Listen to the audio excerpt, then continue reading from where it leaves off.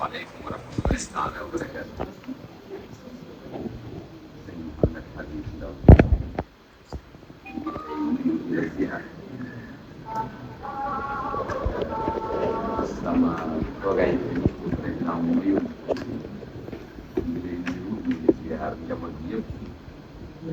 ngi lay jaar comme ça man ñuy wut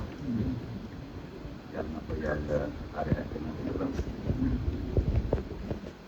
waaw nag daf ñuy wax ne bu ñuy dugg ci kër yi bu jëlee ca bunt ba bu ñëwee lu mel ne Daaru Salaam li ñu war mooy njëkk ñëw ziar la bala ñoo dem ci li nga xam ne moo ñu tax jur ziar la sàkku ña dëkk bi nag tur ba këru jàmm tànk jàmm rek moo ñu leen bi ndax li nga xam ne ni yàlla fonk na ko ci gàncax ci garab moom la ñuy ñëw rek fii ci Daaru Salaam mandargaal ko mooy journée de l'arbre bi nga xam ne at mu ne dimanche bi jiitu ci mois d'août lañ koy def waaye ñëpp xam na ne dimanche bi wees màggal Tuubaa la woon looloo tax ñu dàq ko koy ñaan et yaakaar naa ne réew mi def ci ay garab day loo xam ne ni njariñ rek la ñëpp a xam nag ni moo xaw a tumurànke ci yenn gox kon nag sëñ bi loolu mooy kàddu yi ma bëggoon a jiital di ci yokk nag li nga xam ne ni képp ku nekk ci kër diine yi danañ ko fa wax mooy rafetlu lool seen tolek rafetlu lool li ngeen ñu ñagalee taalibe yi diggante ñi yàlla teg natt ñu toogal ci yonent bi sallallahu alayhi wa sallam ak ñi nga xam ne ne ñoo yore mbiru àdduna jokkalante rek lay war a doon ci lépp loo xam ne ni askan ak defar nit ñi réew mi nag jàmm rek lay ñaan loolu tam di ko sàkk lépp xam Daaru Salaam ñu liggéey lislaam ci Sénégal kon nag bërëb bu mel ni continuer ba tool rek danañ yëkkati waat suñu kàddu di sàkk ci yéen ngeen ñaan jàmm sax ñu ñaan yàlla tàpp xol ñu ñaan yàlla def ci ay barakaat yu bari yoo xam ne ni ndaw yi mag ñi jigéen ñi ñëpp danañ ci jariñ kenn mu neel réew mi mi ngi traversé ay jafe-jafe waaye ba léegi ñu ngi taxaw décor amul réew mi jàmm ni waaye nag ñaan nañ yàlla ngeen ñaan mel noonu ñu suuxat ko lool ndax amuñu lu dul Sénégal mag ñi li ñu bàyyi ba mu yàqoo ci suñu loxo mooy lan Sénégal nekk benn àccandoo liggéeyandoo ba mu bokk ci réew yi nga xam ne ñëpp dañ koy et l'islam nag ku ko wax ni jàmm rek sa ci boppam ñu ko xale ngeen ci ñaax yëpp ñu jottalante lu baax waxante lu baax ñax xale yi tëm ci li nga xam ne ni ñu ngi koy gis ci réseaux sociaux wax yi nga xam ne ñu wax ci rafet loolu sant imaan ndax réew mi suñuy ndaw rek la ci bëri jeexal na ñoom la ñuy jeexal réew mi bàyyi leen ci jikko yu baax yi nga xam ne ñoom ñu bàyyi woon nañ ko ci réew mi kon nag loolu daal ci kàddu yu gàtt rek bi mooy li nga xam ne nii indi woon naa ko ci ñaan yàlla may la gudd may la wér barket maam ya barket Sëriñ Omar mi nga xam ne ni moo sañ koy jóge bii yàlla na loolu lépp daje ba nga mën a yeggal yoon yi fi nga xam ne ni ba muy sant réew dëkk bii loolu rek la ko taxoon ñu bëri xam asalaamaaleykum wa rahmatullahi taala wa barakatu ñu leen di delloo nuyu di leen wax asalaamaaleykum wa rahmatullahi wa barakaatu mu ne di leen wax yéen ñëpp bisimilah mu ne dugg leen ci jàmm li ngeen di def ngeen def ko ci jàmm mu am résultat bu am doole mu ne loolu le moom la bëgg tey yaa ngeen ko jàppe mu ne premier ministre ñu ngi lay sargal di la laaj it Mouhamadou Bachir ñi nga xam ne yonent bi sallallahu alayhi wa sallam moom lañ ko tuddee mu nekk président de la république mu ne bashiran wa nadiran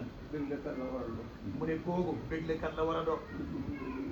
mu ne ndax kiñ ko tuddee di yonent bi sallallahu alayhi wa sallam béglekat la moo tax moom it moom it béglekat la war a doon mu ne béglekat li it mu ne ñoom bég nañ lool suñ xol it sedd na lool ci dikki gi nga xam ne moom ngeen dikki fii mu ne ak jege gi ngeen jegele Daaru Salaam liggéey bii nga xam ne moom ngeen war a liggéey si tey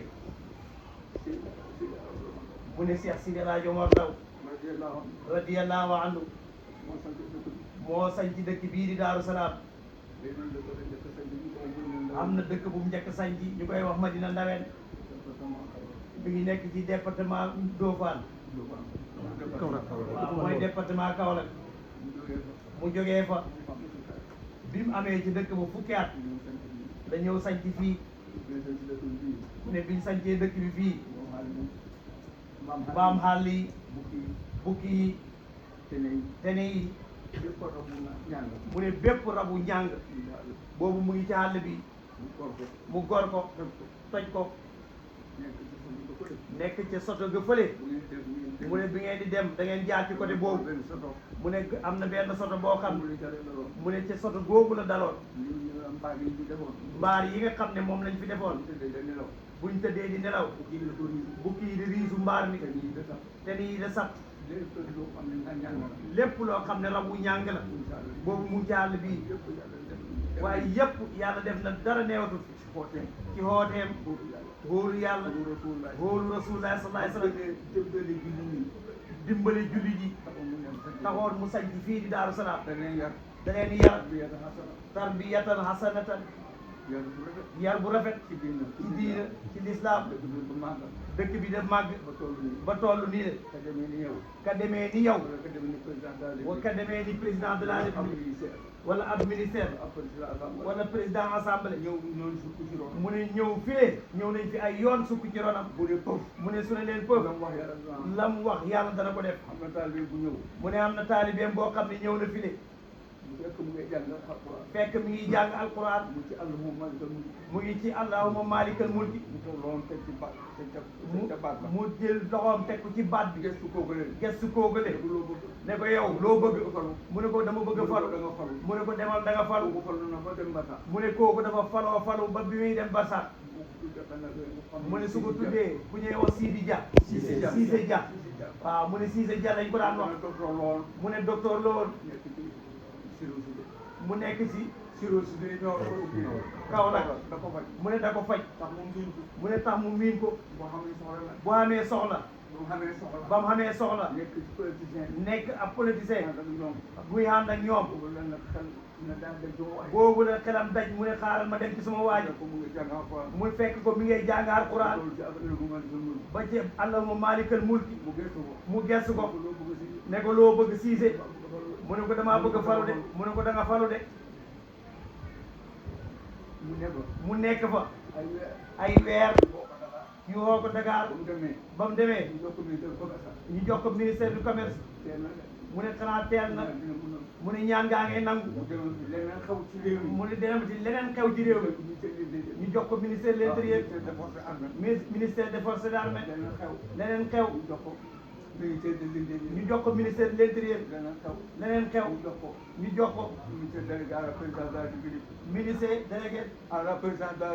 la présidence de la république mu ne jàng tubaab waaye loolu le moom ci noonu la xamee woon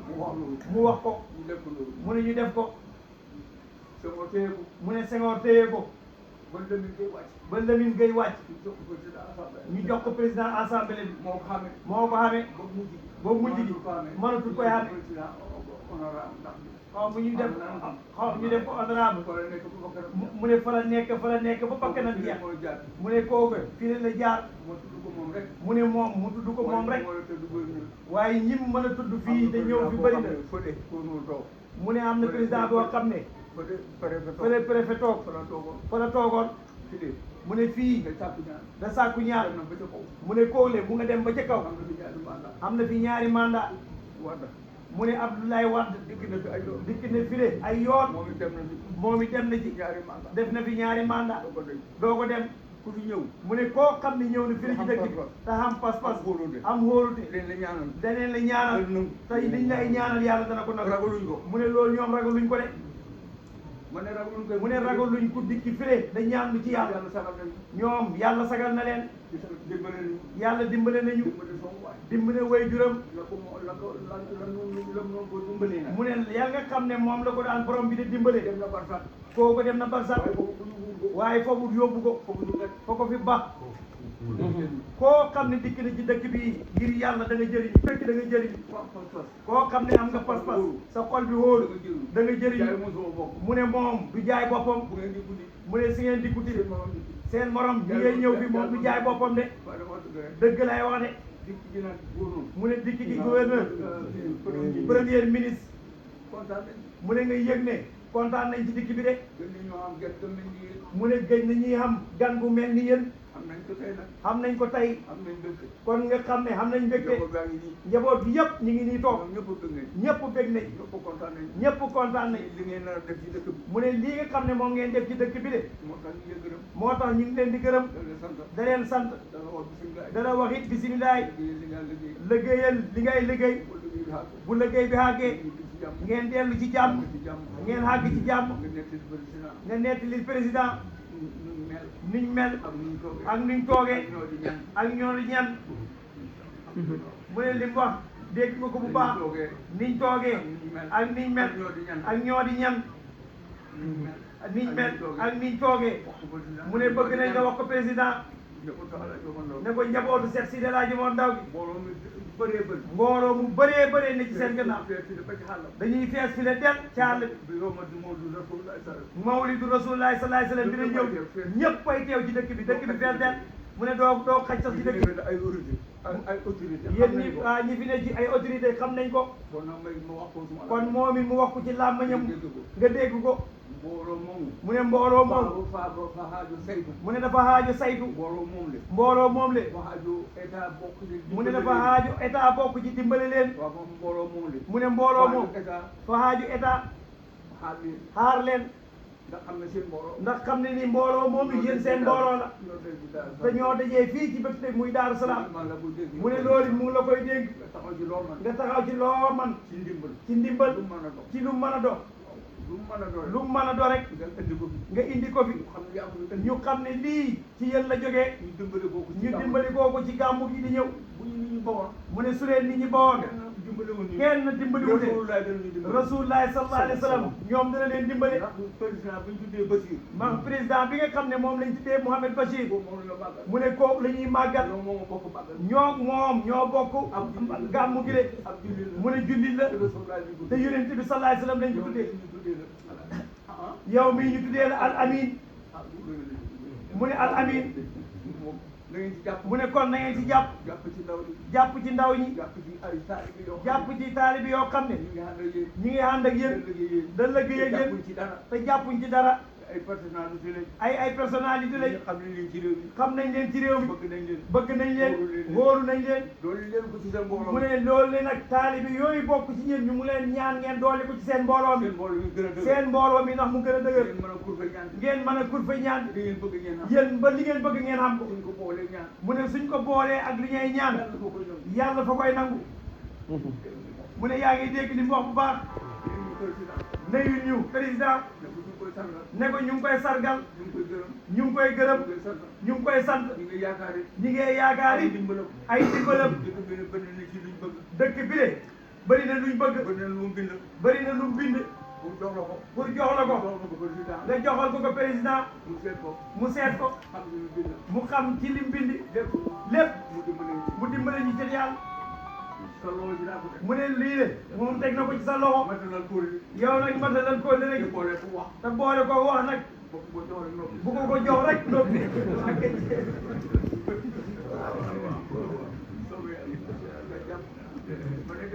mu ne bu soobee yàlla danañ la jàpp de yow it jàpp ñun bal bare mu ne ca kaw nga jëm de incha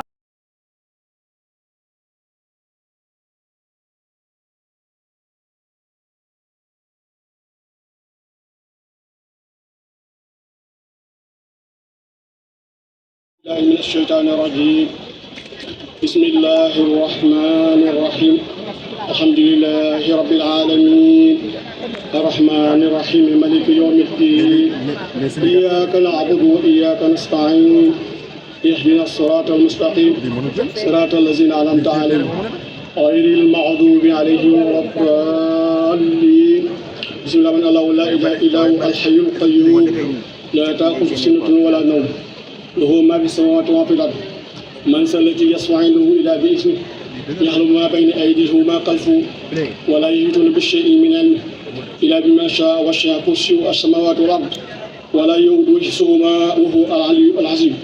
بسم الله لقد جاءكم رسول من أنفسكم عزيز عليكم ما عنتم حريص عليكم بالمؤمنين رؤوف رحيم فإن تولوا فقل حسبي الله لا إله إلا عليه توكلت وهو العزيز الحكيم بسم الله قل أعوذ برب الفلق من شر ما قلق ومن شر غاسق إذا وقب ومن شر النفاثات في العقد ومن شر حاسد إذا حسد بسم الله الرحمن الرحيم قل أعوذ برب الناس ملك الناس إله الناس من شر الوسواس الخناس الذي يوسوس في صدور الناس من الجنة والناس اللهم صل على سيدنا محمد الفاتح لما أغلق والقاتم لما سبق ناصر الحق بالحق والهادي إلى صراطك المستقيم وعلى آله حق قدره بقدر عظيم صلاة تفتح لنا بها أبواب الردى والتيسير وتغلق بنا بالشر والفتنة والفقر والمرض والتعصير وتكون لنا بها وليا ونصيرا أنت ولينا ومولانا فنعم مولانا ونعم النصير اللهم من أسأل الله يا لطيف يا من وسع لطفه أول السماوات والأرض أسألك يا الله يا لطيف أن تلتقى بنا من قفي لطفك الخفي الذي إذا لطفت لأحد من عبادك كفى لأنك قلت وقولك الحق الله لطيف بعباده يرزق من يشاء وهو العزيز يا قاضي الحاجات يقضي حاجاتنا وأكرمنا بأنواع الخيرات بحفظك على جميع خلقك يا قريبا غير بعيد آتنا جميع ما سألناك وشدنا بفضلك الواسع إننا إليك راغب وأنت الفضل العظيم اللهم أنت أمرتنا بدعائك ووعدتنا بإجابتك فقد دعوناك كما أمرتنا فأجبنا كما وعدتنا يا ذا الجلال والإكرام يا لطيف يا رزاق يا وهاب يا فتاح يا سلام يا حفيظ اللهم صل على سيدنا محمد وسلم اللهم صل على سيدنا محمد وسلم اللهم صل على سيدنا محمد وعلى آل سيدنا ببركة شيخنا شيخ الله يمرضى السلام عليكم ورحمة الله wala mi lay nuyu yaa sa gouvernement bi nga ànd yëpp nuyu kilifa yi teew yëpp di nuyu gouverneur di nuyu préfet di nuyu maire di nuyu mboolem délégation bi nga ànd ci turu xalifa bi ci turu sëriñ bi ak ci turu njabootu Seydi El Hadji Omar Ndao bi yëpp ñu ngi am mbégte bu rëy kontaan bu rëy rëy ci teew bi ngeen teew fi ci Daaru Salaam ci bis bu màgg bi ngeen jëmale ko jëmbat garab te loolu dara ëpp ko solo ndax garab mooy lépp garab moo indi naataangu ci réew moo indi taw ci réew kon ngeen jàllale ko Daaru Salaam loolu suñu mbégte la bu rëy a rëy suñu kontaan ba rëy la ba tey kon ñu ngi ñaan seen yoon bi yàlla ko yàlla gërëm yàlla ko yàlla nangu garab yi ñuy jëmbat nii yàlla nekk yokkute ndax garab mooy lépp garab mooy indi ndox moo indi taw ndax te ndox mooy lépp waxaana naa ku la say minal ma kon bis bi daal rëy na si ñun lool lool ngeen jagleel ñu ko ñu def lu may kontaan bég si ñu ngi nuyu président de la république ngeen jëlal ko suñu nuyoo ak suñu kontaan ci moom ñu ngi ko bàyyi xel bu baax ñu ngi ko bàyyi xel bu baax kàddu yi laa bëgg a nuyoo joxe ñaan ñu ñaan tàmbale yëfi ci bismillah rahmaan rahim xàggale ko ci alhamdulilah rabbil alamin ñëpp dee daal jàmm fekk jàmm wasalaamaaleykum wa rahmatullahi taala wa barakaatu. Darou Salam est l'une des plus emblématiques cités religieuses du Saloum, rendue célèbre par un réputé homme de Dieu, Feu El Hadj Omar Ndao. Sur ces terres bénies, le Premier ministre vient donner le top départ de la campagne nationale de reboisement. La collectivité territoriale de Darou Salam, où nous nous sommes réunis aujourd'hui, est plus qu'une simple localisation géographique. Nichée dans le département de Nioro, seulement à 100 km de Kaolack, à 5 km de Nioro commune, cette commune peuplée de plus de 40 000 habitants, répartie dans 63 villages, incarne la diversité et la richesse de notre nation. C'est avec un réel plaisir que je préside au nom de son Excellence, Monsieur le Président de la République, Bassirou Diomaye Diakhar Faye, Président de la République, cette cérémonie de célébration de la Journée nationale de l'arbre qui marque le lancement officiel de la campagne nationale de reboisement 2026. Le choix de Darussalam pour abriter cette journée n'est pas fortuit. En effet, cette localité au cœur du département de Nioro-du-Rip et du bassin arachidier est confrontée, comme de nombreux territoires de notre pays, à la dégradation des terres, à la régression du couvert végétal, à la pression sur les ressources naturelles et aux effets croissants du changement climatique. Mais Darussalam est également une terre de mobilisation et d'engagement communautaire. Son important tissu associatif, le leadership de ses autorités religieuses et locales et les nombreuses initiatives communautaires développées en faveur de la préservation des ressources naturelles en font une tribune indiquée pour m'adresser aux populations sur toute l'étendue du territoire national. Les journées de l'arbre mettent toujours en relief des arbres parrains. Les deux stars de l'édition 2026 sont Parkia Buglobosa, plus connu sous le nom de Néré, et le Nebedai Moringa Olefera. La journée nationale de l'arbre constitue un moment majeur de sensibilisation et de mobilisation de la protection de notre patrimoine forestier. Toutefois, plus de 4 décennies après son institution, nous devons franchir une nouvelle étape. Nous devons nous poser une question simple. Que deviennent les arbres que nous plantons? Car notre ambition ne peut plus se mesurer uniquement au nombre de plants produits distribués ou mis à terre. Elle doit désormais se mesurer au nombre d'arbres qui survivent, qui grandissent, qui restaurent nos sols, qui nourrissent nos populations, qui protègent nos territoires et qui améliorent durablement notre cadre de vie. C'est tout le sens du thème retenu pour cette édition, des plants aux arbres, la responsabilité aux communautés. Avoir une véritable culture nationale de l'arbre, suivi, performance, résultat, la nouvelle démarche prônée par le Premier ministre pour accompagner les campagnes de reboisement. Il lance d'ailleurs un challenge aux collectivités territoriales. Ce challenge permettra de distinguer les collectivités territoriales qui se seront particulièrement illustrées par l'ampleur et la qualité de leurs actions de reboisement et de verdissement, mais surtout par leur capacité à entretenir, protéger et assurer la survie des arbres plantés. Dans cette optique, je soumettrai prochainement à la haute appréciation du chef de l'État la création du président de la République pour le reboisement et le verdissement des collectivités territoriales, pour traduire au plus haut niveau l'importance accordée à l'engagement des territoires en faveur de la restauration de notre patrimoine culturel. Je voudrais donc inviter chaque commune, chaque ville et chaque département à faire de ce challenge un puissant levier de mobilisation citoyenne, d'innovation locale et d'amélioration du cadre de vie. Dans cette même dynamique, le gouvernement entend donner une impulsion particulière à l'initiative Une commune, une pépinière, qui constitue l'une des ambitions majeures de notre politique de reboisement. L'esprit du challenge